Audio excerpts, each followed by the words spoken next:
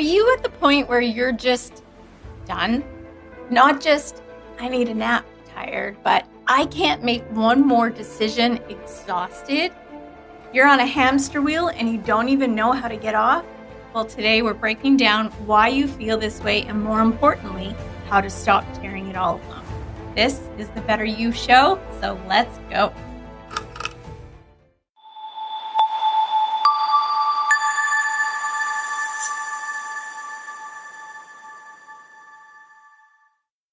Welcome back to the Better You Show. I'm Doris, and our Better You Coach team is back. Hello, coaches. Hello. We're talking about a feeling every single person watching this knows: emotional exhaustion. Coaches, you've been there. What does that actually look like? Well, emotional exhaustion for me personally was when I was just done. Like, no more, I'm done. And it usually meant that something pretty drastic had to change, like leaving my job, really. Like, needing some time for myself where I don't have to think too much. Um, it was pretty strong. There were some pretty drastic moves and changes that I made, um, because I emotionally was exhausted. So that's what it means to me. Yeah. Does it have to be drastic? I don't think it has to be drastic necessarily. It's just in how you take it. That was my experience. I mean, I guess you could come home and be emotionally exhausted from what you do during the day. And, but is that a good thing for you? That's one thing you have to think about, right? And that's really what I did is, I don't know what other coaches think about that, but what do we have, what does it mean a drastic change for you? And does it mean that you have to do something about it really quickly? Um, to For me, it was all about my mental health, right? Yeah. I would say, especially as a woman, we find that we become the sole container for others. We try to do everything by ourselves. Because we know we can do it, and especially when we're high functioning, we try to do everything for others, making a decision, um, organizing, and at the end of the day, what are is it is becoming at expense of our own. Yeah, it's that soul container feeling that's getting us. Shelley, you're the counselor here. Is this just a personal failing, or is there something bigger happening?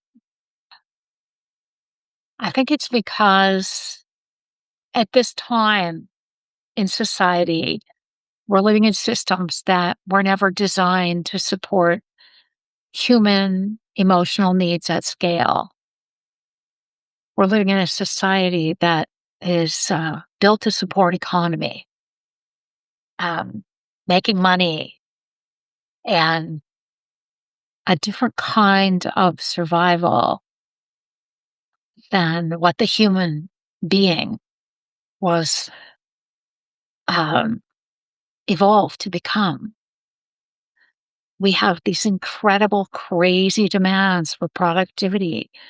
There's no cultural permission to slow down, to feel things, take time to feel or process. We're saying it, we're all saying it, but it's not actually happening. We're expected to perform regardless of how we're feeling inside. Agreed. Yeah. And for me, I even found when I was emotionally exhausted, I didn't know I was emotionally exhausted.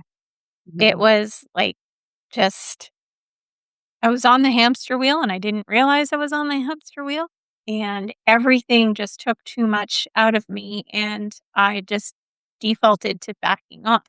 And so I didn't even think about, okay, how do I um alleviate some of this, because I just felt like I don't know why I am this way. I'm always being piled on this way, right?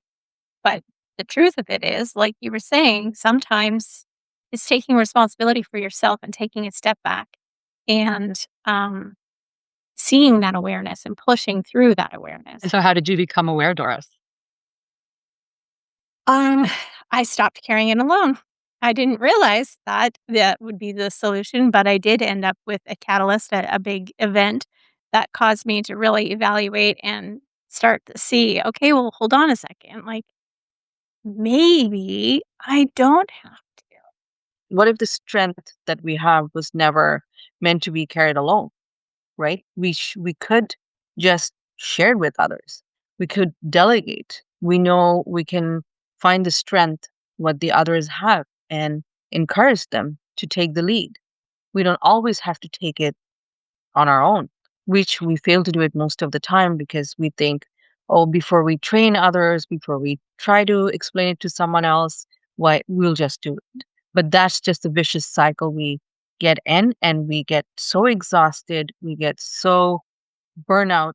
I would say that um, share, delegate, and we don't have to do everything by ourselves. Yeah, I hear what you're saying, Sarah. I just from my Mm. experience, I just trust was the hard part is to making sure that they could do it. Sometimes they could, sometimes they couldn't. And the fact Mhm. that they couldn't came back to me, right? Saying it was my fault. So, I was always thinking, and maybe there's other people out there too that were in management and leadership positions. I was always thinking like, well, if I can't trust that person to do it properly, and I'm gonna get in trouble anyway for them doing it improperly, why don't I just get in trouble for me doing it myself improperly? You know what I mean? In a nutshell, or a short answer would be, what else you could do? Is there any is there anyone else or anything else you can do? Does it have to be always you? Is that a training issue, or is a behavioral issue, or is the performance issues, right? You have to find that where is that problem. And as a leader, we also have to find what is the cause, what is actually happening, so it doesn't repeat in our next task or in the next project. Mm. Yeah, those are all great ideas. Yeah, that's fantastic. Delegating, but then not being a perfectionist about the outcomes. And again, that's going to be different when you're at work. But like if your husband's not doing the dishes properly, maybe just letting it go. Like, okay, he's doing it his way. My kids are doing it that way. And just kind of learning that, it's okay. Not everything has to be done my way or the perfect way. Right. Shelley, Joyce is touching on something huge, the myth that we have to do it all ourselves. How do we break that? This myth of self sufficiency, this thing that we're supposed to be able to do it on our own. I don't know who came up with that because it doesn't work. We should be able to handle it on our own, and needing support is weak. That's crap. We were not designed to do things alone. Emotional exhaustion is a rational, a perfectly understandable response to irrational conditions in our society, not a personal failing. It's a signal that the load is too heavy for one person to carry. So, a person in the company of another support person, just whoever it is that can be there for them, they develop what researchers call earned secure attachment. That's the ability to reach for support. Get it. So, practically, they have more energy for their actual life, not just surviving, but thriving and living. They can make clear decisions because they're not operating from a depleted state. So, for people who are like me and ignored it for a long time and not even really realized what it was, but they keep pushing, keep pushing, keep pushing, what could happen? What happens when things aren't responded to properly? I think it leads to a breaking point at some point, right? You just can't push on forever. And unfortunately, when you get to that point, recovery can actually take longer because your nervous system is just so overwhelmed. So it's really great if you can nip it in the bud and get the supports when you first become aware of it, right? Yeah, that definitely happened to me, about 5.5 years ago, and had I really known what was going on, I shoulda got, the professional help that I needed, and finally, it was too much. um, and you have that breakdown, and I mean, breakdown, breakthrough in my case, I really think. We don't trust enough, and we don't have to prove to others that how much strong we are by taking so much on us. We don't have to prove it to anybody. Opinion is does not really matter as others' opinion. What is your body saying? Listen to yourself, listen to your body, listen to your mind, like Coach Joy just said. Take that, be present, take that moment, right? Understand what it is. If you understand right now, if you're listening to us, and if you understand you're feeling a little bit overwhelmed, burnout, you're feeling that you can't make a decision, you're feeling overwhelmed, stressed out, and you need someone to talk to, reach out to us, reach out to the professionals. They can help you because we are your blind spots. We can see what you can't see because when you are in that situation, you won't be able to see much. But as an expert and as we have gone through as an experienced um, professional as well, we can see that and we can guide you through. So you don't have to reach to that at the breaking point. Yeah, I agree with that very much so because, like you said, everybody has blind spots. There are things that you can't see. Sometimes you're just too close to the problem. You don't have the outside perspective, right? A lot of people in my life have gotten to the point where they were so stressed and they were so run down that it affected their health, not just their mental health, but their physical health too, Mhm. right? Absolutely. Um, Yep. so, so make sure that you're getting the help, whether it's with us or someone else, or with your doctor or a close friend, whatever it is that you need. Make sure you're getting the help that can get you through this. When someone does start to make change, when someone no longer has to carry everything on their own, what happens to them? Emotionally, when we have somebody to support us, things become manageable instead of overwhelming. When someone witnesses our experience without trying to fix it, it's the emotional intensity that begins to decrease. A person can feel again, not just the hard stuff, but the joy and the connection and the meaning, and hopefully also the emotional numbing lifts when we move out of that state of constant survival. And here's an important piece. This isn't about fixing anything. It's about changing the conditions. We're not meant to carry everything by ourselves. We're wired to co-regulate, to share a burden, to be in community. When we restore that, even in really small ways, people don't just feel better.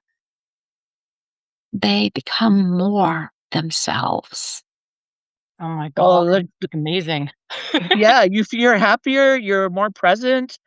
It just makes for a happier, more fulfilled life, I think. Yeah, So I agree 100%. Yeah. You build capacity, and one thing I that's when you reach out for support, I really think that you allow yourself to need and receive that human connection, right? And I think that's so important. Mhm. And that provides so much healing and relief in itself, right? When you don't have to go it alone and do everything on your own. Yeah, sometimes it's just about getting it out, right? Absolutely. Talking Yeah. to somebody, and you get that much relief there. Yeah. And you realize other people are going through it too, right? Yeah, Like almost exactly. almost everybody. yeah. And it is I would say it's absolute freedom. Freedom, it's just when you're not going through that fear, when you have so much containment, self-containment, it is so much, you feel so light. Boy, you enjoy the moments, the freedom of from the fear and the overwhelm and the stress. It's amazing. It's such a beautiful feeling. Something that Coach Shelley or Counselor Shelley has said to us before is about the roller coaster. So that's just what life is a roller coaster. But it seems to me that when you start to make change and you're not emotionally exhausted anymore and you have the support that you need, it's not to say you don't ever have the down days on the roller coaster, but you bounce back up a lot faster than you did before, and you end up not staying down. Absolutely. Yes. Yeah. We're going deep today, but if you have specific questions about your situation or you want to untangle this a bit, join me for our Thursday lives. They happen at 4:30 Pacific or 7:30 Eastern. I'll be breaking down this episode even further and answering all your questions live. Maybe a coach or two might join me. So mark your calendars and don't miss it. Okay, let's jump into the game. Game time.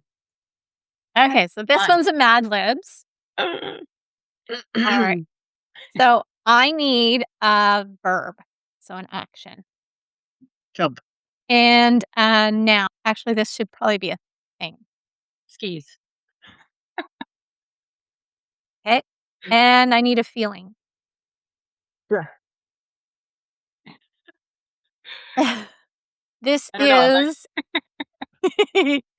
this is the internet's best advice. Okay.